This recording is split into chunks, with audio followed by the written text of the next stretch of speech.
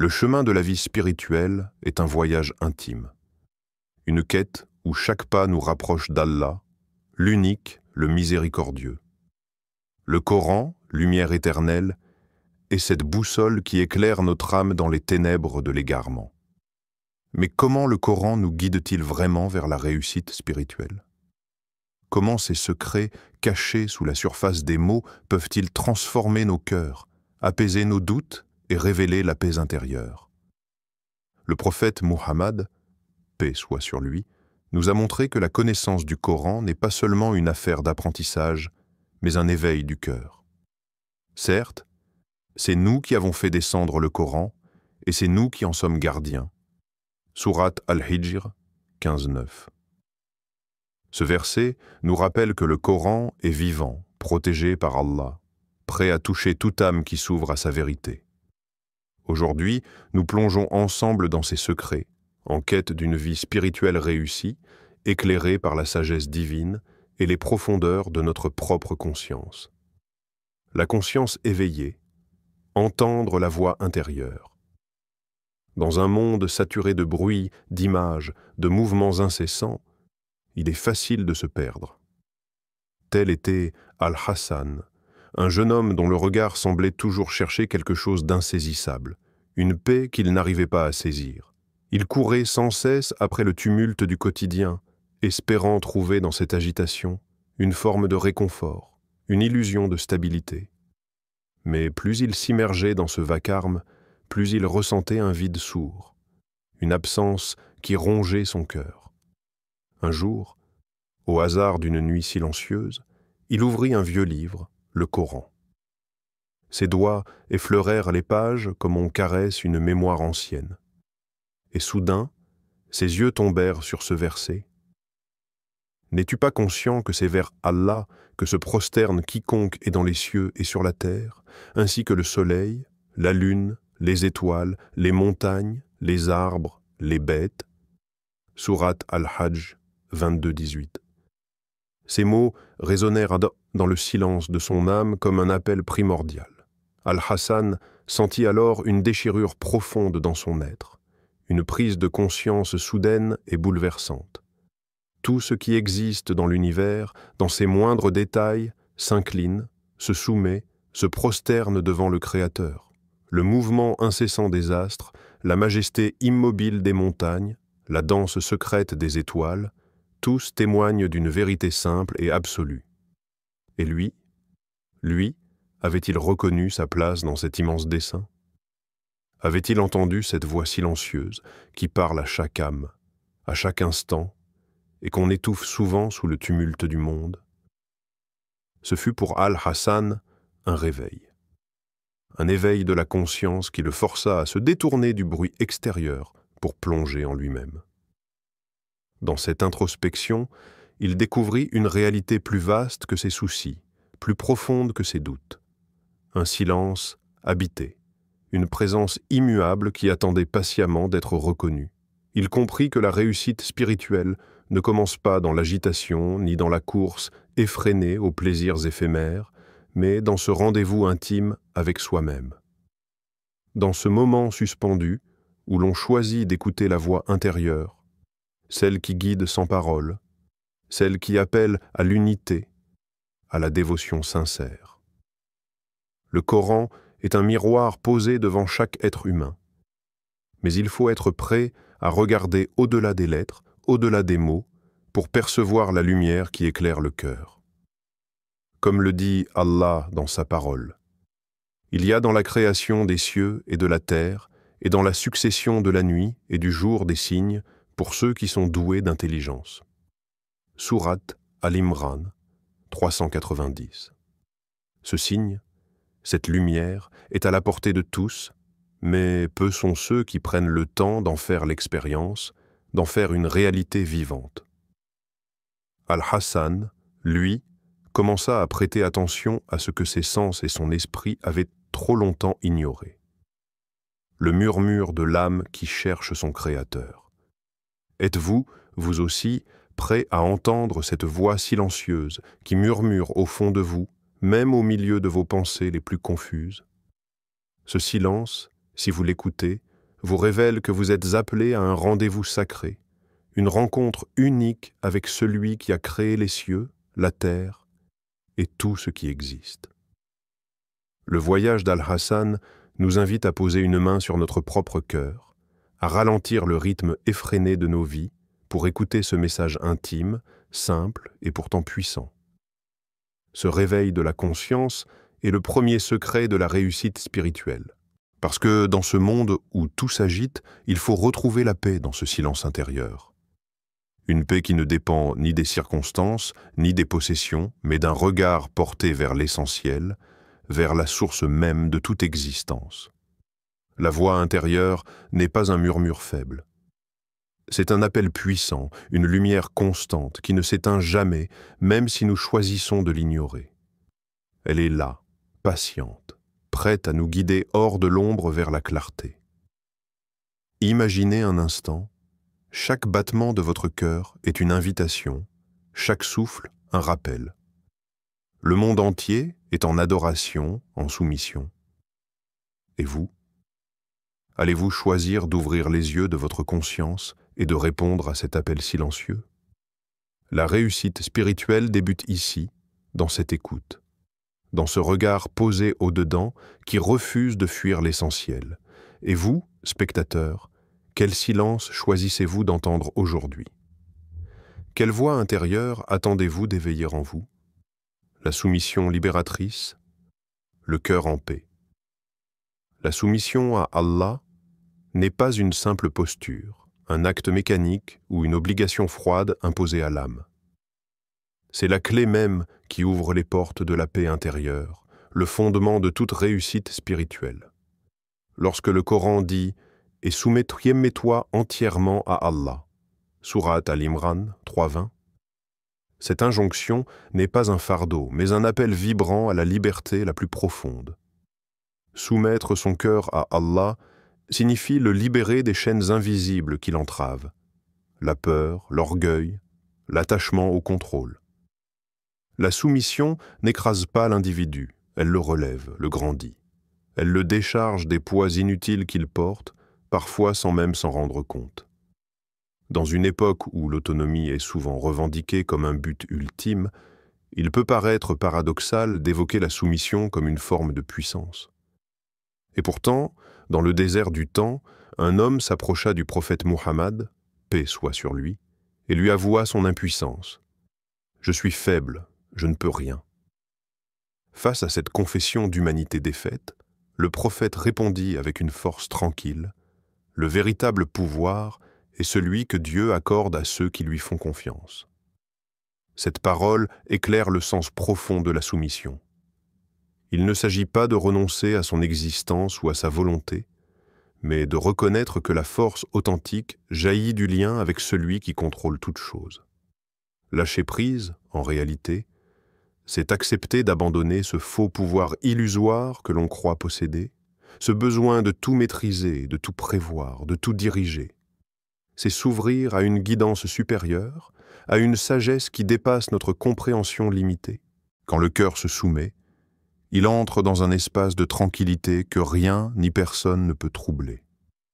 Cette paix intérieure est la promesse divine que la paix qui dépasse toute compréhension gardera vos cœurs et vos pensées en Jésus-Christ. Pardonne, cette phrase est chrétienne, je reformule en islam. Ceux qui ont cru et dont les cœurs se tranquillisent à l'évocation d'Allah. Voilà ceux qui réussissent. Sourate Ar-Ra'd 13.28. La soumission est un acte de courage car elle exige de renoncer à l'illusion de contrôle, au pouvoir éphémère que le monde offre. Elle demande de faire confiance envers et contre tout, même lorsque la tempête fait rage autour de soi. Cette confiance est le socle de la réussite spirituelle. C'est elle qui transforme l'épreuve en enseignement, la perte en gain, le chaos en ordre caché. C'est la main divine que l'on saisit dans les ténèbres, la lumière qui perce les nuits les plus noires. Le Coran ne cesse de rappeler cette vérité.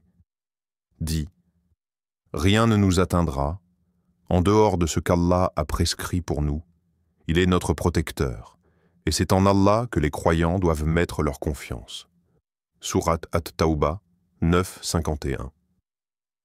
Cette soumission volontaire est aussi une libération de l'ego. Le cœur ne cherche plus à s'imposer, à rivaliser, à se défendre. Il s'abandonne avec humilité à celui dont la sagesse est infinie, dont l'amour est immense et dont la justice est parfaite. Dans ce processus, les chaînes de l'anxiété se brisent, le poids de l'angoisse s'allège. La soumission ouvre une voie royale vers la sérénité, une paix intérieure qui n'est pas dépendante des circonstances extérieures. Vous qui regardez ces mots, demandez-vous, quelle part de vous résiste encore à cette soumission? Quel fardeau portez-vous inutilement par peur ou par orgueil? Et si vous acceptiez aujourd'hui de déposer ce poids, de confier à Allah ce qui vous dépasse, ce que vous ne pouvez contrôler, ce qui vous ronge en secret? La soumission n'est pas la fin de votre pouvoir, mais son commencement véritable. C'est là que votre cœur peut enfin respirer librement, sans crainte, sans tension. C'est là que vous trouvez la force réelle, la puissance qui ne faillit jamais. Celui qui se soumet à Allah trouve la paix. Celui qui trouve la paix trouve la lumière. Celui qui trouve la lumière ne craint rien. Voilà le second secret du Coran pour réussir sa vie spirituelle. Oser la soumission, embrasser la confiance et goûter cette paix qui dépasse toute compréhension. La patience et la persévérance, l'âme qui grandit dans le voyage spirituel, la patience ou sabre est plus qu'une simple vertu. C'est une force silencieuse, une ancre solide qui maintient l'âme face aux tempêtes de la vie. Le Coran l'élève, la célèbre, la réclame de manière constante. Ô vous qui avez cru, cherchez secours dans l'endurance et la prière. Sourate Al-Baqarah 253. Ces mots ne sont pas un simple conseil, mais un appel puissant à embrasser la difficulté, non comme une malédiction, mais comme une occasion sacrée de croissance. Ils invitent à transformer chaque épreuve en pierre angulaire de la construction de l'âme. Pour mieux comprendre ce mystère, plongeons dans l'histoire de Khadija, la femme du prophète Mohammed, paix soit sur eux. Femme de foi, de sagesse et de courage, elle fut le pilier inébranlable dans les heures sombres de la révélation. Quand les premières paroles divines vinrent secouer l'âme du prophète, ce fut elle qui accueillit ces bouleversements avec une patience sans faille. Elle ne fut pas seulement une épouse aimante, mais une compagne d'âme qui, dans la tourmente, sut tenir ferme. Dans les moments d'incompréhension, de rejet, d'hostilité croissante, elle fit preuve d'une persévérance inébranlable.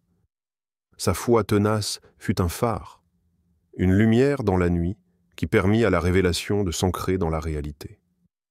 Sa patience fut active, une endurance pleine de sens, non pas un simple silence résigné. Elle priait, elle agissait, elle soutenait, elle espérait. Cette patience créatrice, cette sabre active, est la clé qui ouvre les portes de la transformation spirituelle. Imaginez une graine enfouie dans la terre froide et sombre. Rien ne semble bouger, rien ne paraît croître à la surface. Pourtant, dans ce silence apparent, la graine travaille. Elle résiste au froid, elle puise dans la terre les forces invisibles, elle grandit, lentement mais sûrement. Ainsi est l'âme qui traverse l'épreuve avec patience. Ce n'est pas une immobilité ou un abandon, mais une croissance secrète et profonde. Une force qui s'accumule dans l'ombre pour éclater en lumière lorsque vient le temps. Le Coran nous rappelle cette vérité. En vérité, avec la difficulté vient la facilité. Sourate Ash-Shar 94, 6. La difficulté n'est pas une fin, mais une étape, un passage obligé vers la lumière intérieure. Cette lumière ne peut naître sans l'attente, sans la persévérance, sans le courage de tenir bon quand tout pousse à abandonner. Khadija incarne ce combat silencieux qui forge l'âme, ce courage humble qui change le destin. Mais la patience n'est pas toujours naturelle, elle se cultive. Chaque jour, Elle se nourrit de la confiance en Allah, de la prière qui apaise, de la certitude que rien ne survient sans sagesse divine. Elle est aussi un choix conscient. Choisir de ne pas céder à la colère, à la peur, au découragement. Choisir de voir dans chaque difficulté une épreuve, un test, une occasion d'élever son esprit. Spectateur, que vous révèle cette parabole? Quels sont les obstacles que vous attendez avec patience, peut-être même sans en être pleinement conscient? Quelles ténèbres traversent votre âme en ce moment même? Comment cultivez-vous cette persévérance au quotidien? Dans vos prières, dans vos actes, dans votre regard sur la vie? L'âme qui grandit n'est pas celle qui fuit la souffrance, mais celle qui l'accueille avec dignité, qui puise dans chaque épreuve une force nouvelle. La réussite spirituelle se mesure alors dans cette capacité à rester debout, à avancer malgré les vents contraires. L'histoire de Khadija nous enseigne que la patience est aussi une alliance, un pacte sacré avec Allah. C'est lui qui nourrit la graine cachée, qui fait germer la vie là où tout semblait mort. Chaque épreuve traversée avec sabre est une victoire intérieure, une preuve que l'âme se transforme, qu'elle s'élève au-dessus du matériel pour toucher le divin. Le chemin est long, parfois obscur. Mais à chaque pas patient, l'âme s'approche un peu plus de sa lumière, cette lumière promise qui ne s'éteint jamais. Alors, encore une fois, je vous pose la question. Quelles sont les difficultés que vous pouvez accueillir aujourd'hui avec patience?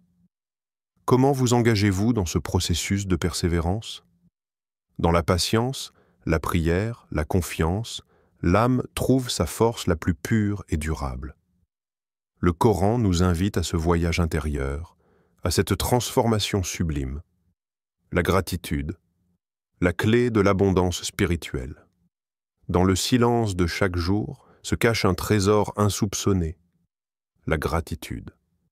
Ce lien intime avec le Créateur, ce remerciement sincère qui naît au fond du cœur, est une force lumineuse capable de transformer non seulement notre regard sur la vie, mais aussi la vie elle-même. Le Coran le dit avec une clarté saisissante. Si vous êtes reconnaissant, très certainement, j'augmenterai mes bienfaits pour vous. Sourate Ibrahim 14:7. Ce verset est un miracle en soi. Il révèle une loi spirituelle fondamentale. La reconnaissance ouvre la porte à l'abondance.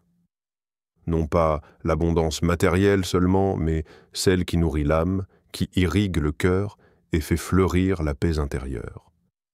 Imaginez Fatima, une femme simple au regard doux, qui chaque matin s'éveille avec un cœur rempli de reconnaissance. Elle ne se contente pas de remercier pour les grands événements, mais célèbre chaque souffle, chaque rayon de lumière, chaque goutte d'eau fraîche qui caresse sa peau. Pour elle, la gratitude est un rituel sacré, une prière silencieuse qui nourrit son âme et lui permet de voir le monde avec des yeux neufs. Là où d'autres voient telle soit la routine, la monotonie ou l'insuffisance, Fatima perçoit une abondance infinie. Cette abondance est invisible aux yeux, mais tangible pour le cœur. Elle ne dépend pas des possessions ou des circonstances, mais d'un état intérieur. La gratitude est ce souffle qui donne vie à la joie, qui fait naître la sérénité même au milieu des tempêtes. Chaque remerciement est une graine plantée dans le jardin secret de l'âme, et comme toute graine, elle porte en elle la promesse d'une récolte riche et surprenante. La vie spirituelle, sans gratitude, est un jardin sec. Elle s'épuise dans la quête insatiable de ce qui manque.